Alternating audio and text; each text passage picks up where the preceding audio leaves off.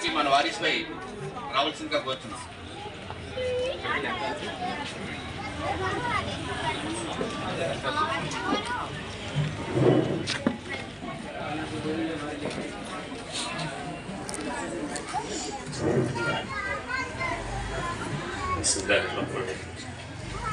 أعوذ بالله من الشيطان الرجيم بسم الله الرحمن الرحيم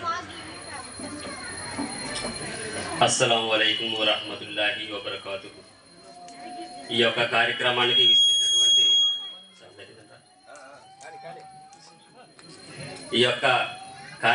విచ్చేసినటువంటి పెద్దలకు, సోదరీమణులకు, సోదరులకు మరియు పిల్లలకు, ఇస్లామియా ధార్మిక పండితులకు అందరికీ మా యొక్క హృదయపూర్వక ధన్యవాదాలు.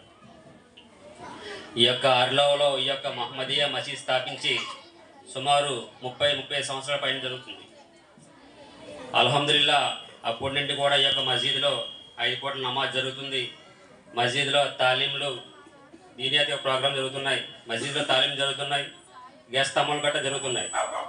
ఈ యొక్క గెస్తమ్మల యొక్క బరకత్ వలన మరియు జమాతుల యొక్క బరకత్ వలన మగవారికి యొక్క దీని అనేది నేర్చుకుంటున్నారు. వారం వారం మస్జిద్ యొక్క గెస్త వలన, జుమాలో బయాన్ జరగడం వలన మగవారు అనేది ఎవరైతే మస్జిద్కి వస్తున్నారో అల్హమ్దులిల్లా వారికి ధార్మిక విషయాలు అనేది వారి వరకు చేరుతున్నాయి. అదేవిధంగా శనివారం మన యొక్క ఆడవారికి హప్తవారం మసూర జరుగుతుంది. ఎవరైతే ఆ యొక్క మసూరలో కూర్చుంటున్నారో, ఎవరైతే ఆ యొక్క మసూరలో జోడవుతున్నారో ఆ యొక్క సోదరిమణులు కూడా ఈ యొక్క ధార్మిక విషయాలు అనేవి వారి వరకు చేరుతున్నాయి. అల్హమ్దులిల్లా అల్లా దయ వల్ల ఆడవారి వరకు కొంతవరకు దీని చేరుతుంది, మగవారి వరకు దీని చేరుతుంది. కానీ ఈ యొక్క పిల్లలు ఏంటంటే ఈ యొక్క చదువులో పడి ఈ వారి వరకు ఈ యొక్క దీని అనేది చేరడం లేదని చెప్పి మన యొక్క పెద్దలు ఎంతో చింతనతో వారి వరకు దీని ఏ విధంగా చేరాలనే ఆలోచనతో ఎంతో కృషి చేశారు. ఆ యొక్క కృషి ఫలితమే ఈ యొక్క దీనియాత్ మక్తబ్ అనే ప్రోగ్రాం. ఈ యొక్క దీనియాత్ మక్తబ్ అనే ప్రోగ్రాం దీని యొక్క హెడ్ ఆఫీస్ అనేది బొంబాయిలో ఉంటుంది. అదేంటంటే ఈ యొక్క కోర్స్ అనేది చాలా ఆసాన్ కోర్స్ మాట, చాలా సులువైన కోర్స్, పిల్లలకి చాలా సులువుగా అర్థమయ్యే విధంగా, చాలా సులువుగా క్యాచ్ చేసే విధంగా ఈ యొక్క కోర్స్ అనేది తయారు చేయబడింది. ఉలమాలు అందరూ ఎంతో శ్రమించి ఈ యొక్క కోర్స్ని తయారు చేశారు. ఈ యొక్క కోర్స్ కోసం అల్హమ్దులిల్లా అలాగే వల్ల అక్కడ హుదా మసీదుల యొక్క కోర్సుని మన విశాఖపట్నం మొట్టమొదటిగా హుదా మసీదులో ప్రారంభించడం జరిగింది. అక్కడ సుమారు 500 మంది యొక్క పిల్లలు అక్కడ చదువుతున్నారు.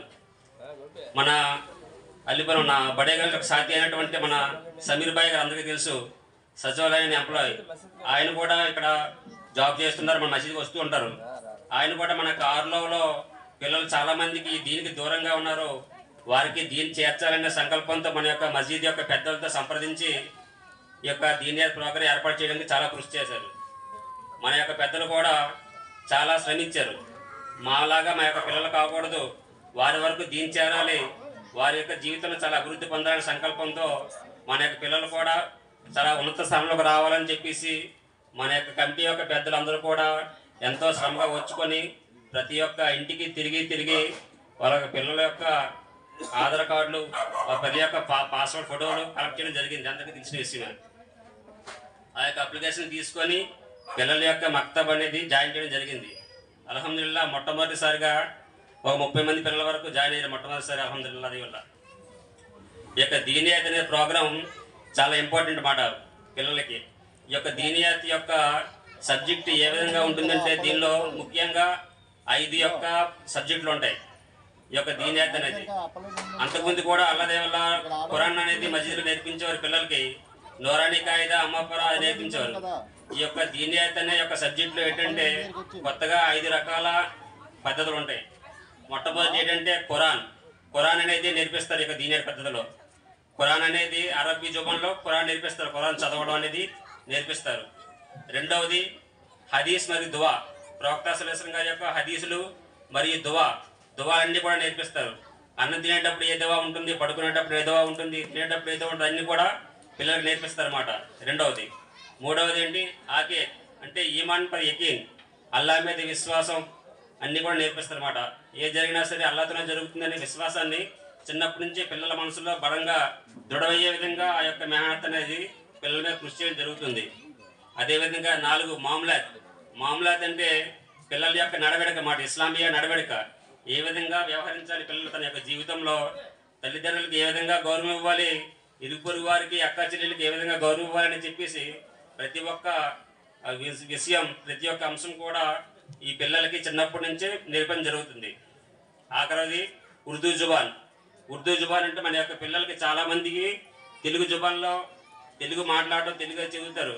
కానీ ఈ యొక్క మక్తబులు ఏంటంటే ఉర్దూ జుబాన్ అనేది చాలా నేర్పిస్తారు అన్నమాట. ఉర్దూ చదవడం రాయడం కూడా ఈ యొక్క దీంట్లో నేర్పిస్తారు. అల్హమ్దులిల్లాహ్ ఎవరైతే ఈ పిల్లలు కంటిన్యూగా వస్తుంటారో కొన్ని ఇంకా ముందు సంవత్సరాల కల్లా పిల్లలు ఉర్దూ మాట్లాడే విధంగా మారుతారు. అల్హమ్దులిల్లాహ్ ఈ యొక్క దీనియాత్ యొక్క అంత లాభం ఉందన్నమాట. ఈ చాలామంది పిల్లలు కూడా చాలా ఎంతో కృషి చేసి వస్తున్నారు. సుమారు ఇప్పుడు ఫస్ట్లో అయితే 30 మంది వరకు జాయిన్ అయ్యారు. తర్వాత ఇప్పుడు మధ్యలో జూన్లో జాయినింగ్లు పెట్టడం, ఈ యొక్క అభివృద్ధిని చేసి చాలామంది తల్లిదండ్రులు కూడా మా యొక్క పిల్లలు కూడా జాయిన్ చేస్తామని చెప్పేసి బషీర్ కమిటీని సంప్రదించడం జరిగింది. దానికోసం ఏంటంటే మళ్ళీ జూన్లో కూడా ఈ యొక్క జాయినింగ్లు పెట్టాం. అల్లదే వల్ల మళ్ళీ కూడా చాలామంది జాయిన్ అయ్యారు. ఇప్పుడు అల్హమ్దులిల్లాహ్ ఒక 60 మంది పిల్లల వరకు వస్తూ ఉన్నారు. అందరూ కూడా బాగా చదువుకుంటున్నారు. ఈ చదువుకున్న తర్వాత పిల్లల్లో వచ్చిన మార్పులన్నీ మనం గ్రహించాలి.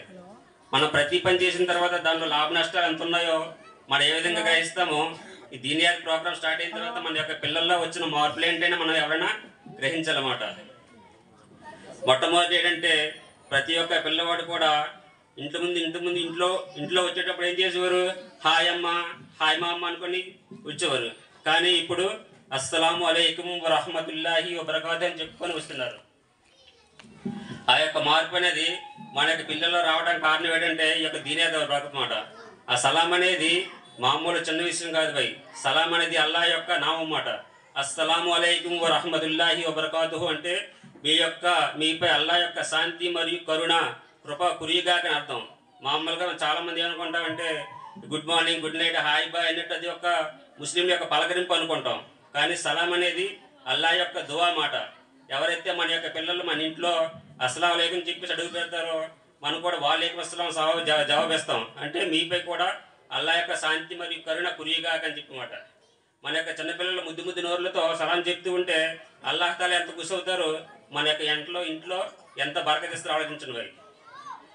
అదేవిధంగా ఇంకా పిల్లలకి ఏంటంటే ఖురాన్ చదువుతున్న చాలా మసీదులో గురుగారు ఇస్తారు కదా హోంవర్క్, ఈరోజు ఇచ్చారంటే రేపు మళ్ళీ అప్పచెప్పుకుంటారు ఖురాన్ అనేది. ఆ యొక్క ఖురాన్ అనేది పిల్లలు ఇంట్లో చదువుతూ ఉంటారు అన్నమాట. వచ్చి ఇంట్లో చదవడం వల్ల ఏంటంటే ఇంట్లోకి చాలా బరకత వస్తుంది. ఏ యొక్క ఇంట్లో ఖురాన్ చదవబడుతుందో ఆ యొక్క ఇంట్లో అనేది సైతం బారిపోతారు అన్నమాట. ఆ యొక్క దీనియాత్ బరకత వల్ల మన యొక్క పిల్లలు మన యొక్క ఇంట్లో అరబ్బీలో ఖురాన్ చదువుతూ ఉన్నారు. మనం ఎంతవరకు చదవలేకపోయినా సరే మన యొక్క పిల్లలు మన యొక్క ఇంట్లో ఖురాన్ చదువుతూ ఉన్నారు. ఈ యొక్క బరకత్ అనేది దీనియాత్ యొక్క బరకత్ వల్ల మనకి లభిస్తుంది. అదేవిధంగా హదీస్ యొక్క సారాంశం ఈ విధంగా వస్తుంది. ఎవరైతే ఏ యొక్క పిల్లవాళ్ళైతే హాఫీజ్ అలీం అవుతారో, ఏ యొక్క పిల్లవాళ్ళైతే ఖురాన్ చదువుతారో వారి యొక్క తల్లిదండ్రులకి అల్లాహ్ తఆలా స్వర్గంలో ఉన్నతమైన వస్త్రపు జత దొరికిస్తారంట. దాని యొక్క కారణం అడుగుతారు తల్లిదండ్రులు, ఓ అల్లాహ్ సుబ్హానహు వ తఆలా ఈ యొక్క వస్త్రపు జత మాకు ఇవ్వడానికి కారణం ఏంటంటే మీ యొక్క పిల్లవాళ్ళకి మీరు ఖురాన్ షరీఫ్ నేర్పించారని చెప్తారు. మన యొక్క పిల్లవారికి ఈ యొక్క ఖురాన్ షరీఫ్ నేర్పించడం వల్ల మన యొక్క చాలా ఎన్నో లాభాలు పొందుతాం.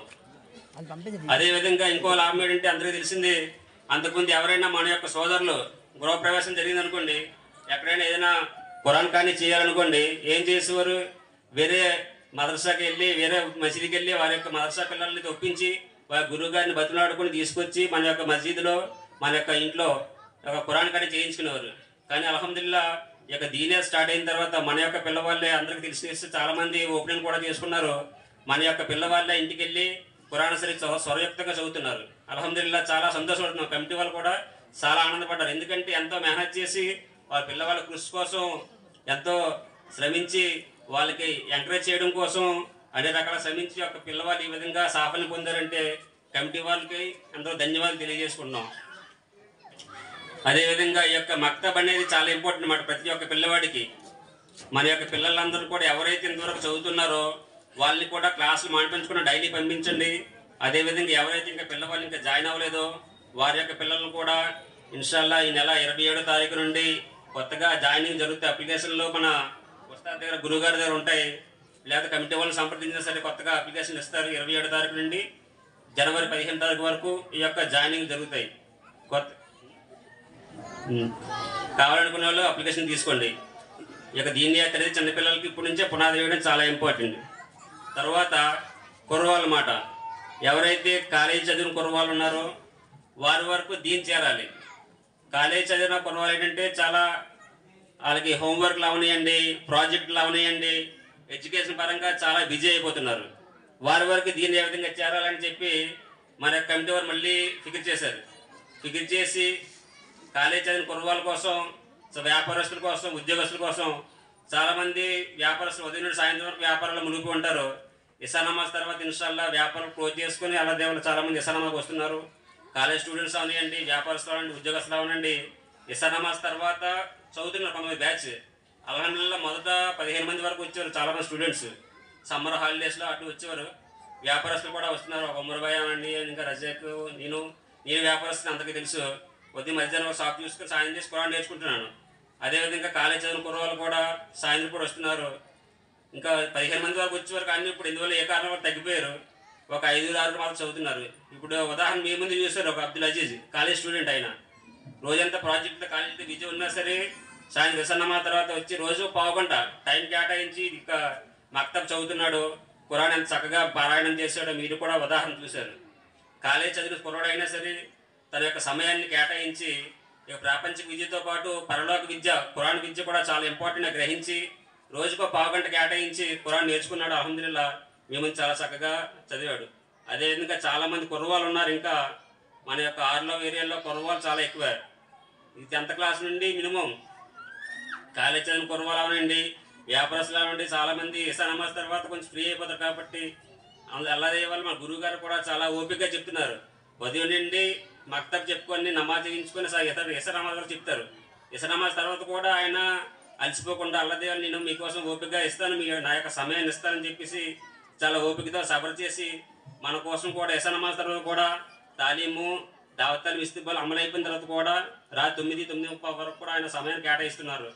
ఈ యొక్క సభాముఖంగా ఆయన కూడా నా యొక్క ధన్యవాదాలు తెలియజేసుకుంటున్నాను. అదేవిధంగా ఎవరైనా ఇంకా కొత్తగా జాయిన్ అవ్వాలనుకుంటే ఇషా నమాజ్ తర్వాత కూడా కుర్రవాళ్ళు, పెద్దవాళ్ళు, వ్యాపారస్తులు కూడా ఇషా నమాజ్ తర్వాత జాయిన్ అవ్వచ్చు ఇన్షాల్లా. ఈ యొక్క దీన్ అనేది కూడా చాలా ఇంపార్టెంట్.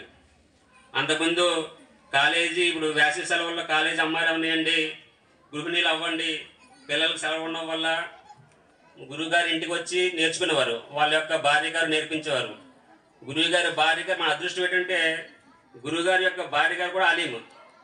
ఆయన ఇక్కడ రప్పించడానికి ముఖ్య ఉద్దేశం ఏంటంటే వారి యొక్క భార్య గారు కూడా ఆలీం అవ్వడం ముఖ్య ఉద్దేశం అన్నమాట. ఎందుకంటే మన యొక్క ఆడవాళ్ళకు కూడా దీన్ రావాలి, మన యొక్క ఇళ్లలో దీని అభివృద్ధి చెందాలి అంటే ముందు ఆడవాళ్ళకి దీని రావాలి. పెద్దలు ఉదాహరణ ఇస్తారు, మగవారికి దీని వచ్చినట్లయితే తన యొక్క ఇంటి వరకు, ఇంటి గుమ్మం వరకు వస్తుందంట. కానీ అదే ఆడవారికి దీని వచ్చినట్లయితే తన యొక్క ఇంటి లోపలికి వస్తుంది, తన యొక్క ఇంట్లోకి వస్తుంది, తన యొక్క వంశానికి వస్తుంది.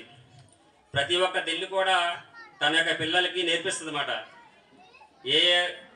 ఏ ఇళ్ళాలైతే దీని దాయి అయిపోతుందో తన యొక్క పిల్లలకి దీని మార్గంలో నడిపించడానికి చాలా కృషి చేస్తారు. ఎందుకంటే చెప్తారు కదా, తల్లి కూడా పిల్లలకి మొట్టమొదటి మదర్సా. ఇదనేది సామెత కాదు, నిజమన్నమాట. ఏ తల్లి అయితే పిల్లలకి తన చిన్నప్పటి నుంచి తరబేతి ఇస్తుందో ఆ యొక్క పిల్లవాడు ఎప్పుడు కూడా దారి తప్పడు. దానికోసం ఏంటంటే ఆడవాళ్ళు అవనియండి, గృహిణులు అవనియండి, తన యొక్క సమయాన్ని, తన యొక్క పనులని కాసేపు వెనక ముందు చూసుకొని మన యొక్క గురువు గారి యొక్క భార్య గారు నేర్పించడానికి సిద్ధంగా ఉన్నారు. ఈ యొక్క సోదరీమణులకు, తల్లులకు అందరికీ నా యొక్క విన్నపం ఏంటంటే మీ యొక్క సమయాన్ని కేటాయించి కొంచెం పనులు వెనక ముందు చూసుకొని గురువుగారి యొక్క భార్య గారు చెప్పడానికి సిద్ధంగా ఉన్నారు. గురుగారి యొక్క ఇల్లు తెలుసు, అందరికీ మా ఇంటి పైన ఉన్నారు గురుగారు. వారి యొక్క భార్య గారు చెప్పడానికి సిద్ధంగా ఉన్నారు. కాబట్టి మీ యొక్క సమయాన్ని, మీ యొక్క పనులను కొంచెం వెనక ముందు చూసుకొని ఈ యొక్క ఖురాన్ నేర్చుకోవడానికి ప్రయత్నించండి. కుర్రవాళ్ళకి ఏంటంటే చెప్తున్నాను ఒక విషయం ఏంటంటే చాలామంది సమయాన్ని మొబైల్ ఫోన్లో ఆటలో వృధా చేస్తున్నారు అన్నమాట. ఈ కుర్రవాళ్ళకి ఇస్లాం యొక్క ఉద్దేశం ఎంత ఇంపార్టెంట్ అంటే కుర్రవాళ్ళు ఒక భవిష్యత్తులో చాలా విదేశాలకు వెళ్ళవచ్చండి. పెద్ద పెద్ద భవిష్యత్తుకి వెళ్ళి వాళ్ళ యొక్క దీన్దాయిలు అవ్వాలనుకోండి, తను ఎక్కడికి వెళ్తే అక్కడ దీని యొక్క మెహనత్ చేస్తారు. ఒక కారుగుజారి విన్నాను, మన యొక్క ఒక సాది వేరే మన యొక్క జమాసతి అనండి ఎవరనండి వేరే దేశానికి చదువుకోవడానికి వెళ్ళారంట. ఆ యొక్క ఊరిలో అంతా గడబిడగా ఉండేది అన్నమాట. అంటే ముస్లిమ్స్ అయితే ఉన్నారు కానీ ఎవరు నమాజ్ చేసేవారు కాదు, ఎవరు మసీదులకు వచ్చేవారు కాదు, చాలా దీనికి దూరంగా ఉండేవారు. కానీ చదువుకోవడానికి వెళ్ళిన కుర్రాడు చాలా దీనిదాయి మంచి అల్హమ్దులిల్లాహ్ అల్లాహ్ యొక్క భక్తుడు చదువుకోవడానికి వెళ్ళి ఆ యొక్క దేశంలో ఆ ముస్లిమ్స్ అందరినీ కలిసి వాళ్ళందరికీ జమా చేసి ఆ యొక్క దేశంలో ఇస్లాం స్థాపించారన్నమాట. ఈ విధంగా అంటే ఆ వ్యక్తి యొక్క దీని యొక్క మెహనతలో ఉండడం బట్టి ఈ యొక్క దీని దాయి అవ్వడం బట్టి ఆ యొక్క కృషి జరిగింది. ఎందుకంటే కుర్రవాళ్ళకి ఈ యొక్క ఎంత సమయాన్ని మొబైల్ ఫోన్లో ఆటల్లో పాటల్లో గడిపేస్తున్నారు. తల్లిదండ్రులు కూడా కొంచెం పిల్లల మీద శ్రద్ధ ఉంచి ఆ యొక్క పిల్లల్ని ఈ యొక్క మెహనత్ చేయాల్సి కోరుచున్నాం. అదేవిధంగా మన సచివాలయ ఎంప్లాయీ సమీర్ భాయ్కి అది కూడా ఆయన డ్యూటీ అయిపోయిన తర్వాత కూడా మా కోసం మా యొక్క పిల్లల యొక్క మక్తబ్ కోసం ఎంతో శ్రమించి ఈ రాత్రి 7-8 వరకు కూడా పిల్లల యొక్క మక్తబ్ కోసం తన యొక్క సమయాన్ని కేటాయించి ఎంతో కృషి చేసి కమిటీ వరకన్నా ఎక్కువగా శ్రమించారు. అల్హమ్దులిల్లాహ్ మా యొక్క కమిటీ తరపున అంత సచివాలయం ఎంప్లాయీ సమీర్ గారికి మా యొక్క హృదయపూర్వక ధన్యవాదాలు తెలియజేసుకుంటున్నాం. అదేవిధంగా ఎవరైతే ఇంకా జాయిన్ అవ్వాలనుకుంటున్నా అందరూ కూడా మన గురువు గారిని అడిగి అప్లికేషన్ తీసుకోండి. అస్సలాము అలైకుం వరహమతుల్లాహి వబరకాతుహు.